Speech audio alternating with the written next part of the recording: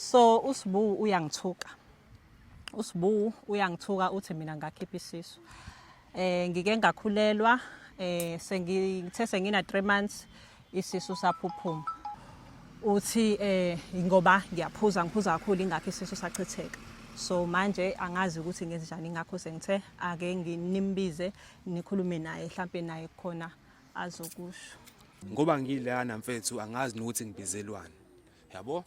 Ngila nje mfethu angazi ukuthi ngibizelwane ngiyathuka naye uSine ngoba sengimbona. Yabo ngoba uyazazi ukuthi wenzani.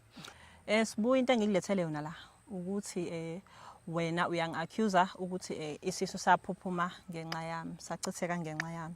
Kanti akuyona inxa zami ukuthi isisu saphuphuma. Into ezenzakalayo lezi. Hayi akusho lutho lokho ukuthi ngihamba ngama weekend ukuphuza nje akusho lutho. Abafasa besimlinda qede ngizobe usukhuluma mase qedile bafuna. Yabo nje leyo ishoyo nje i-excuse engekho. Izisu nje ziyachitheka. Abantu baphuphunyelwa izisu. Hayi ukuthi mhlawumbe ngoba mina ngiyaphuza. Ekulungile phela. Mina ayikho into engakwenzeki. Mina lokho ngiyakwamukela. Nje ukudla ngiyakuthenga yonke into. Nalokho ngiyakwamukela. Ngiyakwamukela nalokho kusho. Ngibuya mina angikufici. Kodwa ukuthi ungi-accuse ukuthi mina ngibulela ingane. Hayi ngeke mina ngeke Sibu. Angiyithandi ngempela lento yenza kumina. Seriously angiyithandi. Akusona nje isizathu sawo. Ingane yami ngabe ikhona ingane yami. Hayi akuyona ifault yami kodwa bandla akuyona ifault yami because nami kubhlungu kumina ukuthi isisu saphuphuma. Nothi ukuthi ngithi nawe. Ngisho ukuthi ngempela utshwala lobo benza ukuthi ngiphuphunyelwe isisu. Mina ngisho kanjalo. Nawe bhuti usuvumelana naye. No angisho kanjalo mangithi ngelinye ilanga makwenza kuphinde ube pregnant. Ngicela ukuthi utshalo ngabusebenzisi ngwana seclinic ngicanyalulwe ngalokho ukuthi ningaphuza umuntu no pregnant. Okay ngiyabonga ke ma. Kodwa mfethu ngoba kade sihlala naye bekade nje mfethu ngifika angimtholi kuze kube imini ngihambe ngiyombheka emajointini ngibuye naye. Yabo ingane yami uSine uyaphika mfethu uyibulele ngoba ngangibona nangezenzo. Hayibo. Siqala nje ukuthandana nje ngangimbona nangezenzo ukuthi hayi kahle kahle lo mina uze ngemali. Suka kude naye. Uyangikhuluma nje ukhuluma kubantu inkinga mina ngizwa sengizwa ngabantu bangaphandle bebuya bezongitshela ukuthi ubani uthe ngenxa yami. Yindaba kungenxa yami. Sanibonani balandeli besibani media. Ubonga lo kaMkhize bafowethu. Njani mazi? Ngizoqala ngokubonga isupport yenu nothando lwenu. Noma bafowethu kokunye sibuye sikwenze mhlawumbe sigcine singakwazanga ukusolve kodwa sibuye sikwenze eceleni. Ngabona ama comment enu kulokhu abanye begxeka ukuthi ngagcina ngakwazanga ukusolve indaba yalo sisi ababebanga indaba okudlula kwesidumbu ebaleni. So sizamile ukuyilungisa noma ingakalungi kahle kodwa ngiyabona izogcina yanga sekulungile. Mhlawumbe soyenza igcina mhlawumbe isinawo part 2. Ngendlela esenza ngayo. Bafowethu sibhalele uSinela uthi unenkinga nendoda yakhe but ngizocela ukuthi kube yena ozozichazela ukuthi kwenzakalani. Sinese swami uzobingelela ababukeli emakhaya bese azichaza ukuthi uSinewa kabani yini edatha ubhalele isibani media. Okay, igama lami nguSinenhlanhla kwaKamazibuko. Nginenkinga ngibhalele la kuIsibaya Media, nginenkinga yomuntu wami. Igama lakhe uSibu wakacele. Ngihlala naye emqashweni. So uSibu uyangithuka. uSibu uyangithuka uthi mina ngakhipha isisu. Ngike ngakhulelwa sengithe sengina 3 months isisu saphuphuma. Okay.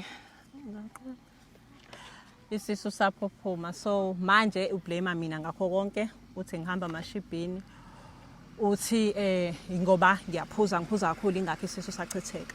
So manje angazi ukuthi ngenze njani ingakho sengithe ake nginimbize nikhulume naye mhlambe naye khona azokusho.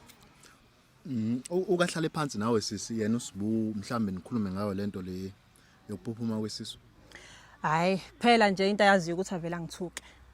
Akaze nje ahlale phansi angibuza ukuthi yini kwenzakalani uvela icabangele kokwakhe ukuthi ngihamba ubumnandi kuphele kanjani. Mhlambe mongachazela mina ke umuntu obuzayo kwenzakalani kona kuze igcine sekuphuphuma isisu mhlambe ma. Nami nje ngathi ngiyihlalele nje emini ngihleli ngibuka iTV ngezwa senginama cramps emva kwalokho ngabona sengibleeda. Yeah.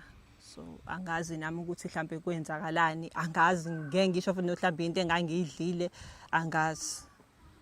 Wena wahlala phansi noSibu wamtshena noma kwenzakala? Ngamtshela ukuthi sekwenzeke kanje because yena wayengekho esemsebenzini. Ngamfonela ngamtshela ukuthi sekwenzakaleni. Hayi ke nalokho kwavela wablame mina. Unayo enye ingane uSibu mhlambe noma akanayo? Unayo enye ingane eyodwa eyomfana ina5 ngaphandle kodwa hayi nami. Mhlambe akeve ekhulumisa ukuthi mhlambe ukuthanda kakhulu and bese fisa ukuthi abe nengane nawe, so into enzeka mhlambe waphoxa kakhulu. Angazi ngiyacabanga vele because ube excited ishemi bekungazi usihlambe ingane yakhe yokuqala. Yeah, kodwa ke angazi nami ngiyacabanga angazi. Ayisisi ngoba ukhona naye uSibu. Yeah. Bamthole esebenza obhuti ngithi abangilandele yena. Ngizocela ukuthi simbize ke simuze ukuthi yini edala ukuthi enze lento ayenza ngoba phela fanele ngabe nihlala phansi as ifamily encane esazama ukuthi ithi ukuthi kancane nayo. Siza ukuthi yini edala ukuthi enze lento ayenza ngoba phela kukhomba ukuba indoda lento ayenzayo. Fahlale phansi naye nokwanhlanda wayefanele ihlale phansi nibone ukuthi inkinga nilungisa kanjani. Ngoyilungisa inkinga uhamba ukukhuluma ngomuntu othi uyamthanda kwabanye abantu. Yeah. Obvious khona abantu abangakuthandi. Yeah. Uzokhuluma lento kubantu abangakuthanda bazosizakala ngani. Yeah, Nabazoveza okunye ngawe okungekho bakwenze kube khona. Yeah. Uzokukholwa naye ngoba bazobe bemtshela. So ngizoke ngimbize uSibu simuze ukuthi uthini. Babukele emakhaya ningabaleki. Sawulanda uSibu bafowethu simuze ukuthi uthini. Nazi indawo ezibhlungu efika noSisi. Siyabonga.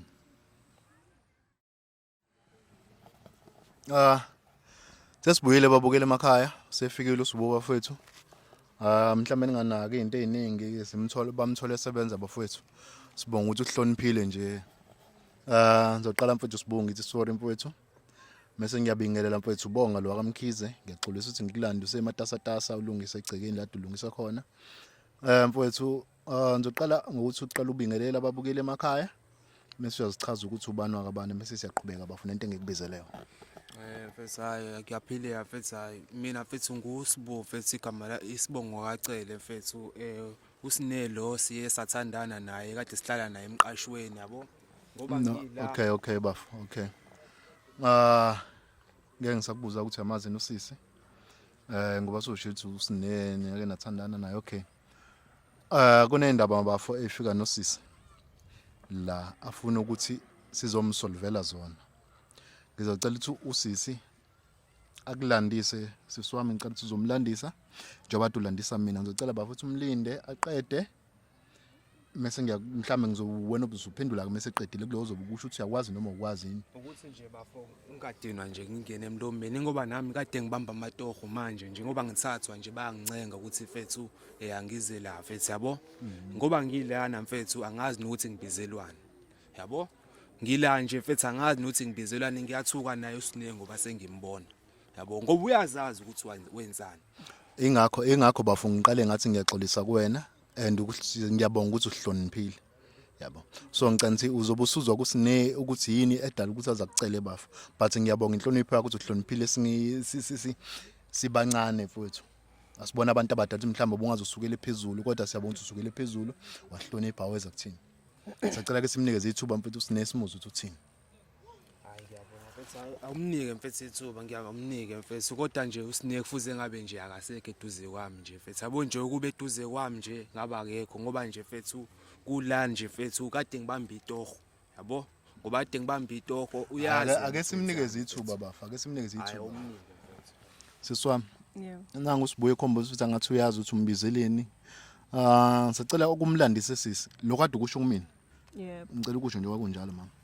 Hayi khona kubuke engathi uyazi ukuthi ngimletheleni la okay. Sibuye into engilethele yona la ukuthi wena uyangi-accuse ukuthi isisu saphuphuma ngenxa yami sachitheka ngenxa yami. Kanti akuyona inxa zami ukuthi isisu saphuphuma. Into ezenzakalayo lesi. Hayi akusho lutho lokho ukuthi ngihamba ngama weekend ukuphuza nje akusho lutho. Abafasa besimlinda aqede uzobe usukhuluma mase eqedile bafuna. Yabo nje leyo ishoyo nje i-excuse engekho. Izisu nje ziyachitheka. Abantu baphuphunyelwa izisu. Hayi ukuthi mhlawumbe ngoba mina ngiyaphuza. Angayi cha. ngithi nje angizokutshela lokhu ukuthi angithandi lento oyishoyo ukungi-accuse ngento engazange ngize engeyona i-fault yami ukuthi mina is because ngiyaphuza ingakho isisu saphuphuma. Nami le ngane bengiyithanda cause ingane yami bekweyokuqala, bekuyingane yami yokuqala le. So nje nami ngilahlekelwe. Ingoba sineyayikho into engakwenzeli yona. Ekulungile Mina phela. ayikho into engakwenzeli. Mina lokho ngiyakwamukela. Nje ukudla ngiyakuthenga yonke into. Nalokho ngiyakwamukela. Ngiyakwamukela nalokho kusho. Bengibuya mina angikufici. Kodwa ukuthi ungi-accuse ukuthi mina ngibulela ingane. Hayi ngeke mina ngeke sibu. Angiyithandi ngempela lento yenza kumina. Seriously angiyithandi. Akusona nje isizathu sawo. Ingane yami ngabe ikhona ingane yami. Hayi akuyona ifault yami kodwa bandla akuyona ifault yami because nami kubhlungu kumina ukuthi isisu saphuphuma. Kubhlungu kumina. Izinhlamba lezo hlezi ungisho ngazo. Kanjani ngihlambuluke ini manje? Emake siswami. Kani wena ubuphuza futhi ukhulele sisa? Yebo bengiphuza. Uyenza kanjani into enjalo ngoba phela ke ngicansi nase clinic ngiyatshela ukuthi ningaphuzi uma pregnant. Hayi. Inkinga nje vele ziningi inkinga ngeke ngingaphuzi. Kungani possible umsola methi ingane wena odalisa igcina isichitheke? Bahlezi bephuza nje abanye osisi kodwa kube bekwazi ukuthi izingane zabo yikhule. No siswami ungazifanisi nabanye abantu amagazini awafani nokuba strong wena akufani. Hayi ngeke. Hayi musani ukusola mina Nkosi yami. No angisho ukuthi wena mama sengiyasho nje mhlambe nangenila ukuthi ungaphindi uwenze lokho makwenzeka. Nothi ukuthi ngithi nawe. Ngisho ukuthi ngempela utshwala lobo benza ukuthi ngiphuphunyelwe isisu. Mina ngisho kanjalo. Nawe bhuti usuvumelana naye. No angisho kanjalo mangithi ngelinye ilanga makwenze kuphinde ube pregnant. Ngicela ukuthi utshalo ngabusebenzisi ngoba nase clinic ngicanyaluleka ngalokho ukuthi ningaphuza umuntu no pregnant. Okay ngiyabonga ke ma. Bhuti wami.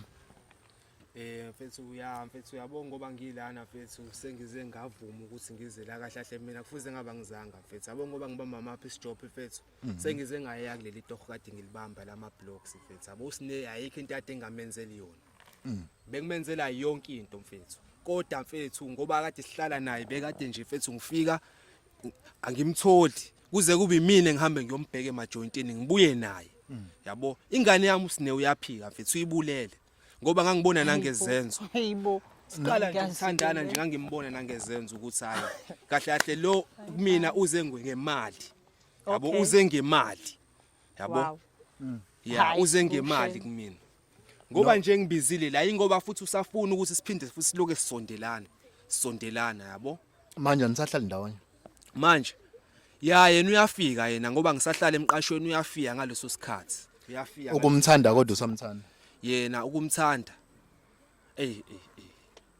angiboni ukuthi ukuthi sazosondelana ngoba manje lento ayenza ayingiphathanga kahle ayingiphathanga make bafu ukumthanda samthanda kodwa yena usangithanda yena ngokubona kwakhe kodwa mina angisenalo uthando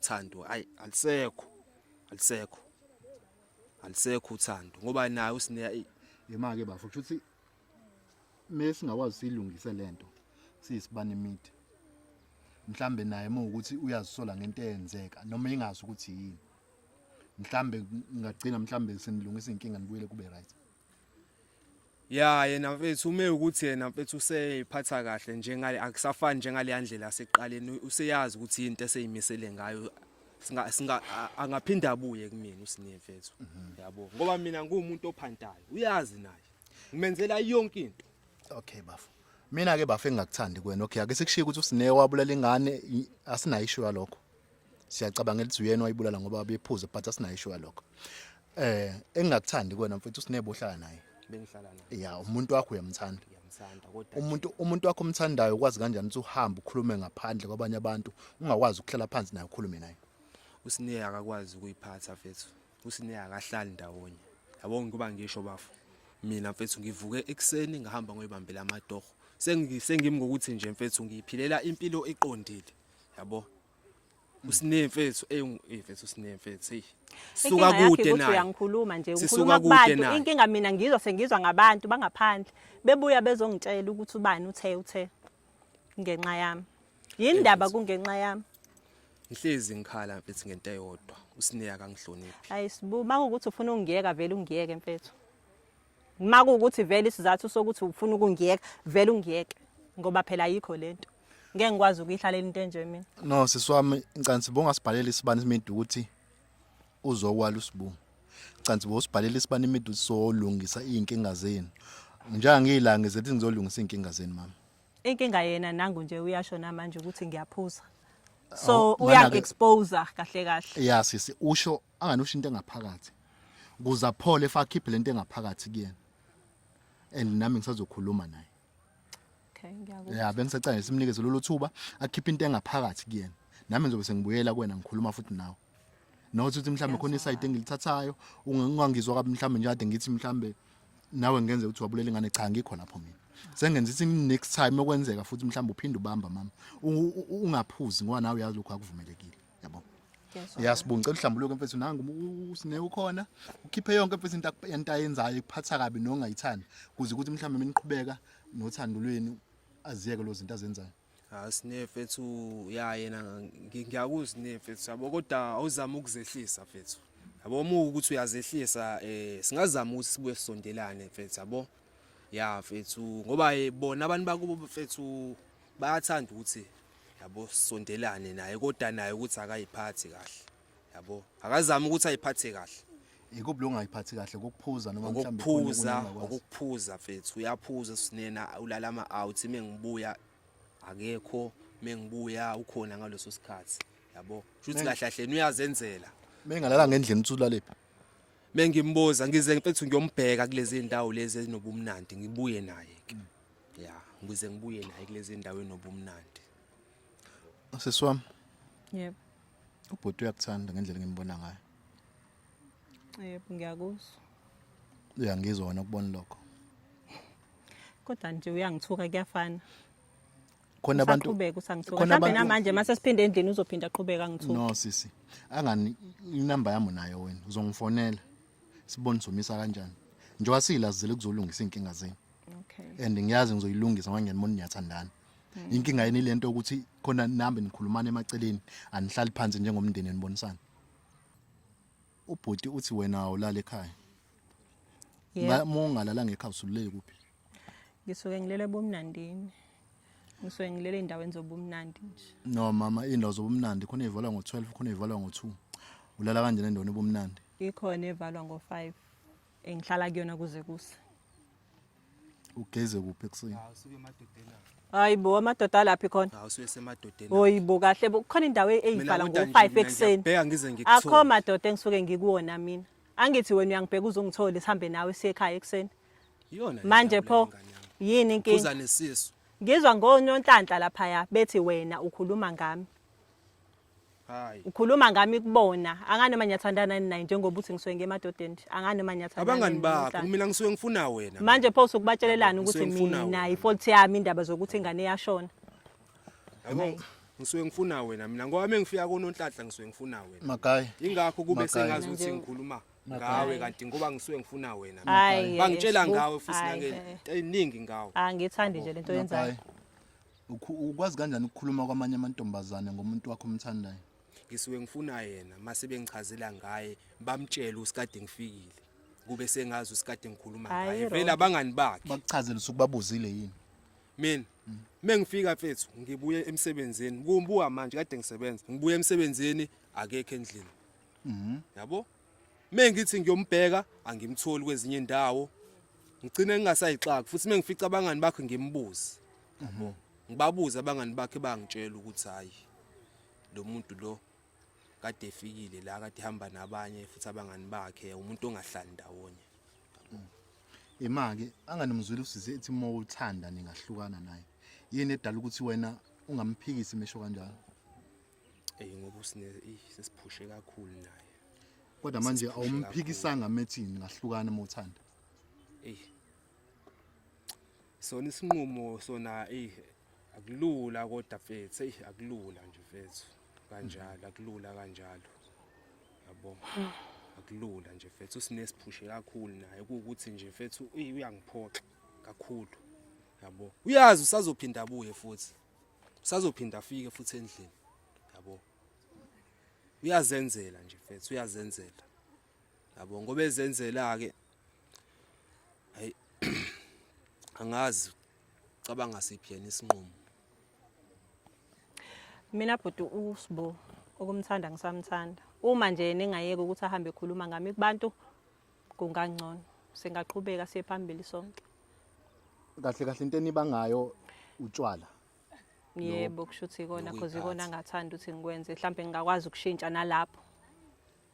Mhlawumbe ungakwazi ukushintsha. Yebo mhlawumbe ngingakwazi ukushintsha siqhubekele phambili. Bhutisbo. Ya mfethu.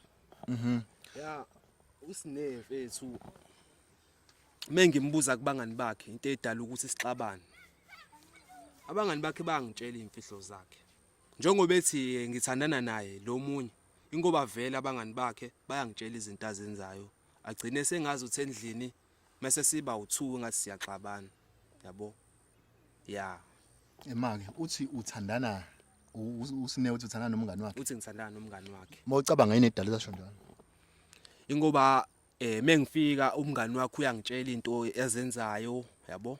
Usine. Ya, Okay. uyangitshela izinto azenzayo. Sigcine sesixabana futhi endlini naye. Usine. Ya. Okay. Kodwa yena ukuthi akasangithandi ngeke sivele sihlukane kanjalo. Ebekwazi Ngicela ukubuza-ke ukuthi lokhu, kusafika endlini. Ngicela ukubuza ke lokho. Uma ucabanga umngani kaSine, yini dathi akutshena amaphutha kaSine? Ingoba akamthembi naye umngani wakhe ngoba abathembani. Abathembani. Abangani mfowethu bayafihlelana amahlazo abo. Ngoba ngeke usinema ukuthi unakele, ngeke ukuthi unakele yedwa umngani wakhe akanakele. Mokuthi banakele bo2. Ya. So mina emqondweni nami lokusho usine ukuthi ngiyathandana mhlawumbe ngakuphikisa lokho. Ngithi mhlawumbe nithandane kodwa umngani kaSine zikhona inhloso ezithize ngendlela engibona ngazo wena anazo ngawo. Vele kukhona nje. Ya usine mfethu. Kukhona nje vele Ningi okwenzakalayo. usine mfethu akwenzayo mfethu. Kuningi mfethu. Okuzwa ngomngani. Ya kuningi mfethu. No bafo ngicela nithi menishada okay nina is fine nishadile. Ngeke kuthiwa menishada umngani wakho umuntu wakho. Ya. Ngamvumela umuntu wesithathu. Sure. Nami ngisho nje lokuthando olwenu mfowethu. Uma uthi nifuna inqubekela phambili nilungise inkinga zenu. Ningamvumela umuntu wesithathu. Umngani kaSine kuyenze uyitshela umuntu umngani wakho kanti unomona. Mhlawumbe unomona nothando lweni. Ngoba libona lu right. Yena le khona akekho happy. Wena njengoba usho ukuthi ziningi izinto ozenzela uSine. Yabo? Usine abantu besifazana bayathanda ukuchoma umuntu wesifazana. Ongenze uSine uyahamba afika abatshenzisa usibanibani usengenzile u1 no2. Lokho bona bangakuthanda. So musu ukuthatha izinto ozizwa lapha ngaphandle uzibuye uzoyifaka endlini. Yonke into ekhoza inkinga. Ngoba into ekhoza inkinga kakhulu ukuthi uhambe ukhuluma ngayo uSine kwabanye abantu. Kanti kuba okay it's fine uzwile lezi zinto uhamba ohlala naye phansi. Ethi mawengane ngizwe kusho kanje. Akutshene kuyiqiniso ngongeliso leniqiniso. Mhlamba ngabahleli kanje namhlanje. Ya usine ngiyazwelana na usine mfethu hayi. Azama ukuzehlisa. Azama ukuzehlisa futhi nezinto eziningi futhi azama ukuthi ayigweme mfethu azenzayo yabo. Ngingagcini ngokuthi manje mengimfuna izinto engitshelwa abangani bakhe yabo lonto. Izona izinto esizogcina sesigejana futhi. Ngizokuphindela bafu. Musa ukuthatha izinto ozizwa ngaphandle uzoyifuhleka ekhaya kwakho noma emqashweni. Yabo. Mozuthi izinto ozizwa ngaphandle ngizogejana noSine. Wena kusho usazophinda ulalela abangani ngaphandle. Musa ukulalela abangani ngomuntu wakho. Yabo. Omunye umuntu ungaza kwakhisa umuzi wakho. Umuzi wakho uzozokhela wena nomuntu wakho ngokubambisana. Yabo. Njengangitshela abangani banomona. So phusha into yakho mfowethu mose iyalunga into yeni lungisana into yeni iphambili. Yinhle into ngendlela ongichazela ngayo. But ukuthi kulungise lo maphutha amancane. Asengalungisanga ngoba uSine uthi angakulungisa lokho kusho. Nangu siduze Sine. Yebo. Mina ngifisa nilungise inkinga nobhuti. Hayi zizolunga naye mangabe ngempela engekazezwe ngabangani. Nami ngizozama ukuthi ngehlise ngiyeke lokho ebengikwenza. Ngiyabonga Bese siyaqhubekela phambili. bengisethi ngizokucorrect ukuthi uzozama. Yebo hayi ngizoyeka. Akazama ukuzehlisa ngempela akazama ukuzehlisa. Zama ukuzehlisa Sine ngoba ngempela mfethu. Yabo izinto esezidlule kuzona ziningi kakhulu. Uyazi nawe. Mengisebenza mina ngisuke ngisebenzela into yasendlini. Ukuthi endlini uthola ukudla, uthola nogesi. Hayi ngiyakuzwa Sibu. Manje ke bafo mhlambe nje akwaphuma usisu ukhona seninakwenza kwesiZulu for ukuthi mhlambe nizama ukuyiklina mhlambe nengane niqambe negama ngaphela ingane ke ikwenze kanje nayo iyakhula njengane ingane ezisuka zikhula ngaphandle khona senginawenza nje kwesiZulu ya mfethu ngagcine nje mfethu usambile naye sayogeza yabo ya sageza nje mfethu yabo sayilungisa lezi zinto zesiZulu noma kodwa singayilungisisanga kahle hle yabo kuyamasente mfethu angahlangani mina ngumuntu ophandayo usine nawe mfethu yabo ya sihlala naye ukahambe naye ayohlanganisa washe leyo washing ukuthi nje mfethu amasente angahlangani kunezinye izinto naye usine kusamele ngihlezi ngimtshela ukuthi kumele siyilungise naye ya ezesiZulu naye yabona mengasethiwa futhi yena uyakwazi uyazama ukuthi yabo azehlise kumina ngingezwa ngabangani ngobusho mfethu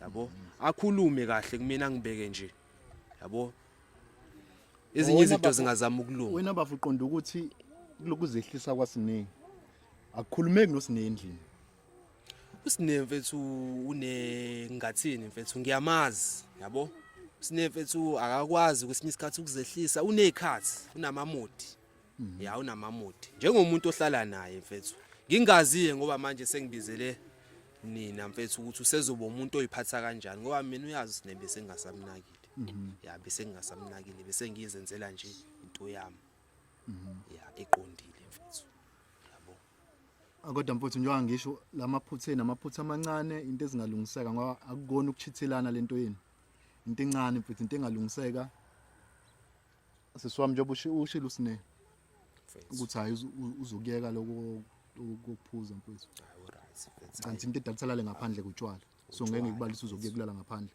so meke utshwala vele obvious ukulala ngaphandle ngasalala ngaphandle hayi akazame mfethu ukuzehlisa sine mfethu ozama ukuzehlisa ngoba ngempela mfethu kunezinto ezosikejanisa yabo ozama ukuzehlisa mfethu ngicela mfethu kuze ngibone sine ukuthi mhlambe ngempela niyaxolelana niyaqhubeka nothanduleni at nje noma ihagi kuze nami ngijabule ngibonza hayi umsebenzi wanamhlanje ngikwazile ukusolva okay bhuti wami uma willing naye nangu sisi ngaphinde ukhulume ngami mfethu hayi ngiyakuzwa mfethu sho mfethu hayi ngiyakuzwa sine mfethu nami ngizozama ukuthi ngizehlise mfethu ngeke ngiphinde ngizwe ngabangani bakho mfethu yabo ngiyabonga ya mfethu ngicela uzame ukufika namhlanje endlini angizofika ngingathuki-ke nami ngabantu yabona ngoba nje ngithukile namhlanje ngizolandwa nje kade ngisebenza ya mfethu uzama ukufika namhlanje silungise izinto nangenye indlela ukuthi siqonde khuleka ngizofika sho mfethu kakhulu sine babukele usibona imida ngijabula kakhulu sengiyasibona kade ngize ngiyocomplain kusibu angisibona ismile ngiyabade ngisibona kumama so bafethu ngiyajabula ngikwazi ukusolve istory sanamhlanje bafethu ngiyanyala bafethu bafethu sithina kakhulu ngicela bafethu singasithatha izitori ezizizwa ngaphandle kubangani bomuntu othandana naye ngoba ngenzeka ukuthi unomona between umuntu wesifazane noma umuntu wesilisa bafethu musu ufika uthatha izitori ngaphandle uzoyifaka ekhaya ngoba uzigcina sezilimaza uthanduleni adeluluhle bafethu musani uphuza besifazane musani ukuthi menikhulelwe niphuza utshwala uzogcina sebukhoza inkinga njalo nale ekhaya abugcine sebudala inkinga ubonga lo bafethu akamkhize besibani media siyabonga bafethu namona inkinga kanje ungadina ukusibhalela bafethu noma usifonele siyafonela kasinayo inamba zozama ukuthi sinisolve inkinga zeni bafethu noma twins inzima kangakanani ngiyabonga bafethu